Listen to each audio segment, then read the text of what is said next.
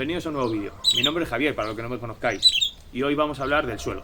¿Por qué del suelo? Porque no solo va a ser el soporte en el que nosotros vamos a cultivar, sino que además va a ser el lugar de donde nuestras plantas van a obtener todos los nutrientes, por lo cual tenemos que saber cómo funciona, cómo está formado, qué tipo de suelo podemos encontrarnos y de qué manera es la más adecuada para trabajarlo. Vamos a empezar hablando por los tipos de suelo que podemos encontrarnos.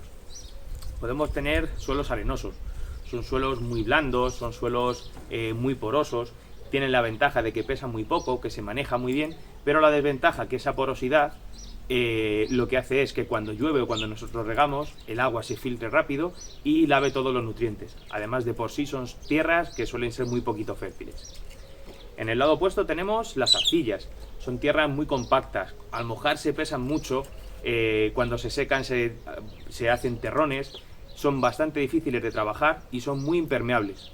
Eso, por un lado, es un inconveniente, puesto que no filtra el agua, pero si tenemos arcillas en las capas inferiores del suelo, lo que va a hacer es retener todo el agua y todos los nutrientes y nuestras raíces los van a poder absorber. Por lo cual, no es malo tener arcillas en nuestro suelo. ¿Qué sería lo ideal? Tener una mezcla entre los dos, que serían los suelos francos. Son suelos que tienen un porcentaje elevado de arcilla y de arenas. Entonces es un suelo muy fértil, es un suelo que es poroso, es un suelo en el que la planta se desarrolla muy bien y es a lo que deberíamos de intentar tender.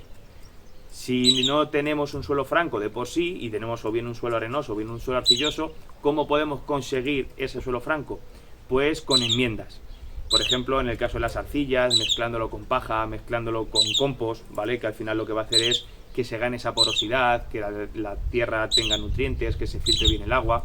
En el caso de las arenas, de los suelos arenosos, o bien mezclamos con arcilla o también con el compost, lo que vamos a hacer es darle estructura al suelo y que tenga cierto empaque y el agua no se filtre, sino que se vaya reteniendo y las plantas puedan absorber todo ese agua. Por otro lado, hablaríamos de la estructura del suelo. El suelo está formado por 4 horizontes. En la parte más alta, en la parte que da con el aire, digamos, nos encontramos el horizonte cero. Es un horizonte muy pequeño, de unos 3-5 centímetros más o menos, en el que se acumulan ramas, hojarasca, pequeñas plantas herbáceas. Justo por debajo nos encontramos con el horizonte A. Es un horizonte que alcanza hasta los 25 centímetros de profundidad más o menos, y en el que se encuentra toda la materia orgánica descompuesta que ha sido arrastrada por el agua de lluvia desde el horizonte cero. Hasta ahí es donde llegan nuestras raíces de las plantas herbáceas y por lo cual de las plantas de huerto. Realmente el horizonte cero y el horizonte A van a ser los que más nos interesen a nosotros y más en mejor estado tendremos que tener. Por debajo tenemos el horizonte B. Es un horizonte que alcanza hasta los 60 centímetros. Ahí solamente van a llegar las raíces de árboles y arbustos, por lo cual a nosotros no nos interesa en principio para el huerto, pero sí que nos interesa, por ejemplo, que sea una capa arcillosa, por lo que hablábamos antes. Si nosotros tenemos arcilla en este horizonte, vamos a conseguir que todos los nutrientes y todo el agua que se filtra se quede ahí almacenado y nuestras raíces lo puedan absorber y no lo perdamos por el suelo. Y abajo del todo tenemos el horizonte C, que es un horizonte formado por roca descompuesta, apenas tiene nada de materia orgánica, por lo cual a nosotros realmente no nos sirve para nada.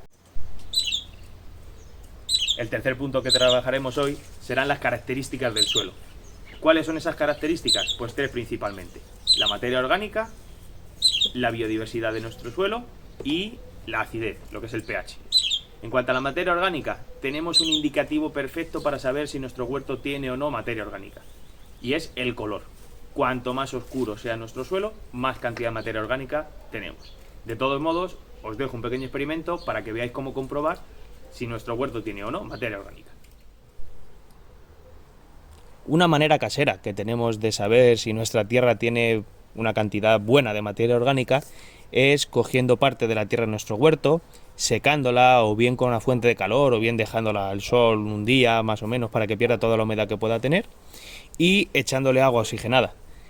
Si vemos, igual que cuando tenemos una herida, que al echar el agua oxigenada burbujea, si vemos que al echar el agua oxigenada en la tierra, esta empieza a burbujear, será un indicativo de que nuestra tierra tiene una buena cantidad de materia orgánica y que estamos haciendo un buen trabajo.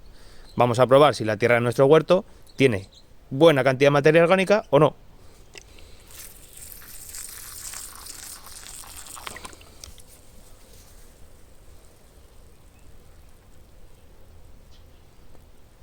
Como veis, sí que salen burbujas. Por lo cual, podemos decir que la tierra de nuestro huerto tiene un aporte de materia orgánica lo suficientemente bueno para que la actividad de huerto salga bien. En segundo lugar, vamos a hablar de la biodiversidad. ¿Qué es la biodiversidad? Pues la vida que tiene nuestro huerto. Necesitamos que la tierra esté viva. ¿Cómo lo sabemos? Si vemos insectos, si vemos lombrices, vemos gusanos, quiere decir que nuestro suelo está vivo, que hay materia orgánica que ellos mismos se van a ocupar de ir descomponiendo y lo único que van a hacer es favorecer el desarrollo de nuestro suelo y de nuestras plantas. Y en tercer lugar, vamos a hablar de la acidez, del pH.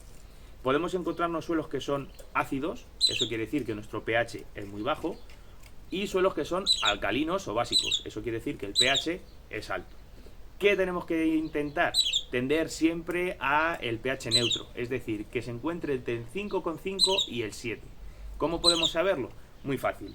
Venden distintos aparatos, pHímetros se llaman, que son digitales o analógicos, que los pinchas en la tierra y te dicen la acidez que tiene nuestro suelo. Si no disponemos de ese tipo de aparatos, que son muy fáciles de encontrar, podemos en las farmacias comprar tiras para medir el pH.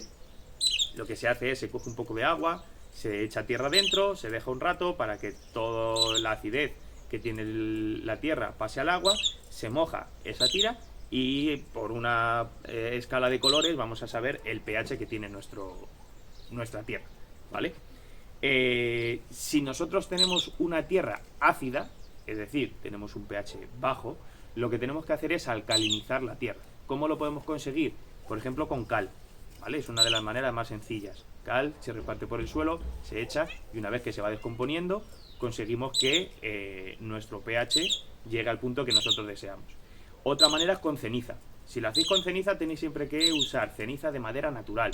No podemos usar ceniza de quemar muebles o de quemar puertas, puesto que llevan pegamentos, llevan barnices y lo único que van a hacer es añadir químicos a nuestro suelo, que es lo último que queremos.